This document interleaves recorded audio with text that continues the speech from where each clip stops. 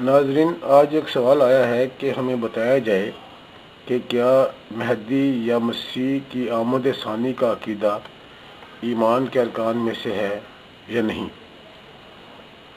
عزیزان من، واضح رہے کہ مہدی یا مسیح کی آمد ثانی کا عقیدہ ایمان کے ارکان میں شامل نہیں۔ دیکھیے سورہ بقرہ آیت نمبر 177۔ وسیع تر حقیقت یہ ہے کہ آمد ثانی کا عقیدہ دنیا کے تقریباً ہر مذہب میں پایا جاتا ہے۔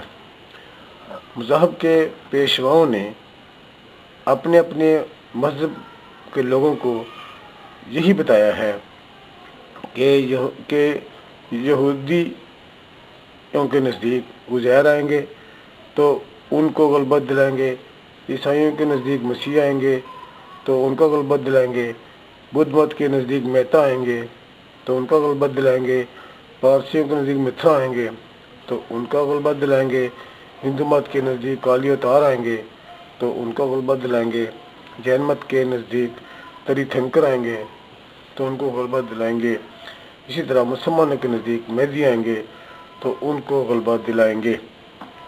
یہ سب باتیں قرآن کی تعلیم کے خلاف ہیں۔ قرآن تو کہتا ہے کہ مرنے کے بعد دوبارہ زندگی صرف اور صرف قیامت کے دن ہی ہوگی۔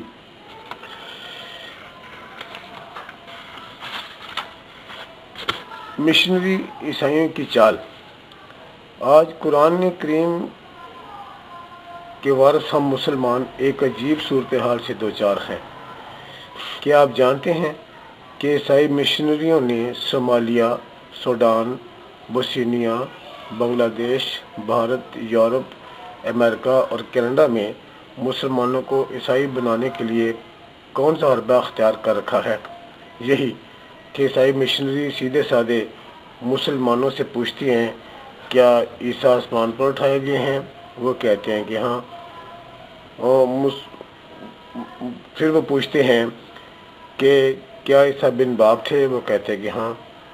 پھر وہ پوچھتے ہیں کہ کیا عیسیٰ علیہ السلام اوپر خدا کے دائیں ہاتھ بیٹھے ہوئے ہیں؟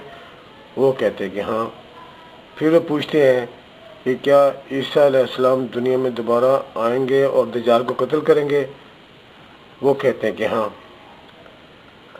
اب جب وہ سب باتوں کا جواب ہاں میں لے لیتے ہیں تو پھر وہ بڑی معصومیت سے کہتے ہیں تو پھر تو تم مانتی ہو کہ ہمارے نبی افضل ہیں، کہ وہ آسمان پر ہیں، اور دوسرے سب نبی جو ہیں وہ زمین میں دفن ہیں۔ اسی طرح سب جانتے ہیں کہ ہمارے نبی جو ہیں وہ بن نطفہ کے ہیں، جبکہ تمام انبیاء جو ہیں وہ باپ کے نطفہ سے پیدا ہوئے ہیں۔ پھر وہ کہتے ہیں کہ سب جانتے ہیں کہ ہمارے نبی زندہ آسمان پر اٹھائے گئے تھے اور انہوں نے آ کر دوبارہ دنیا میں امن قائم کرنا ہے، تو اس کا مطلب ہے کہ ہمارے نبی افضل ہیں۔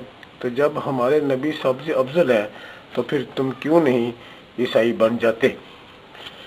یہ سیدھا سادہ ورغلانے کا طریقہ ہے۔ اب یہاں مقام فکر یہ ہے کہ ایک مسلمان ایک مشنری عیسائی کے گھیرے میں کیوں آ رہا ہے؟ صرف اس لیے کہ مکتبہ و مدرسہ نے مسلمانوں کو قرآن کی طرف نگاہ کرنا سکھایا ہی نہیں۔ مسلمان قرآن اور حدیث نہ خود پڑھتے ہیں اور نہ کسی غیر ملا سے سمجھنے کی کوشش کرتے ہیں، بلکہ ملاؤں کی بتائی ہوئی روایت کو ہی سچ جان کر انہی میں الجھے ہوئے ہیں۔ اسی صورتحال میں ہی علامہ اقبال نے کہا تھا، امت روایات میں کھو گئی، حقیقت خرافات میں کھو گئی۔ اپنے کلام میں علامہ اقبال نے بھی واضح طور پر کہا ہوا ہے کہ روایت بڑی حد تک اسرائیلیت پر مشتمل ہے۔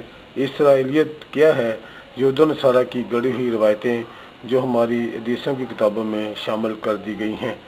اب قرآن لاکھ کہتا ہے کہ اے مسلمانوں، غور سے سنو کہ اللہ کے قانون میں کوئی تبدیلی نہیں، کہ نہ کوئی بن نطفہ پیدا ہوا ہے، نہ کوئی آسمانوں پر اٹھایا گیا ہے، نہ ہی کسی نے واپس آنا ہے، مگر کوئی قرآن کی سنتا ہی نہیں، کیونکہ ہمارے ملاؤں کے نزدیک تو قرآن سمجھنے کی کتاب ہی نہیں، یہ تو بس چوم چاٹ کر اونچی جگہ رکھنے کی کتاب ہے۔ اب اس صورتحال میں جو بات سمجھنے کی یہ ہے کہ اگر قرآن کا یہی مقصد تھا تو پھر قرآن اتنا بڑا انقلاب کیسے لے آیا؟ لازمی بات ہے کہ قرآن ایک سمجھنے کی کتاب تھی، انقلاب کی کتاب تھی، اور اس کتاب کو ہم نے اپنی ہی کوتا نظری سے مردے بخشوانے پر لگا دیا، حالانکہ یہ وہ کتاب تھی جو مردہ قوموں کو زندہ کرنے آئی تھی۔ تو اس لیے جب تک مسلمان ایسی روایت یا حدیث کو سینے سے لگائے رکھیں گے جن کی قرآن نفی کرتا ہے، تو اس وقت تک مسلمانوں کو اس طرح کے عیسائی لوگ بہکاتے رہیں گے۔ مسلمانوں، یقین کرو کہ عیسیٰ علیہ السلام کی دوبارہ کوئی آمد نہیں، نہ ہی حیات اور دوبارہ آمد عیسیٰ کا ارکان اسلام میں کوئی حصہ ہے۔ حقیقت یہ ہے کہ عیسیٰ علیہ السلام کی آمد ثانی کے عقیدے کا درمدار صرف ان حدیث پر ہے جو قرآن کے مطابق قابل تسلیم نہیں۔ سر سید احمد خان، علامہ آیت اللہ مشرقی، علامہ عبید اللہ سندھی، علامہ اقبال، مفتی شیخ عبدہ، جمال الدین افغانی، ڈاکٹر محمد اسد اور محسس بوکیلے کے نزدیک صرف وہی حدیث قبول کرنی چاہیے جو قرآن کریم کی کسوٹی پر پوری اترتی ہوں، اور ایسا عقیدہ رکھنے والی ہرگز منکر حدیث نہیں۔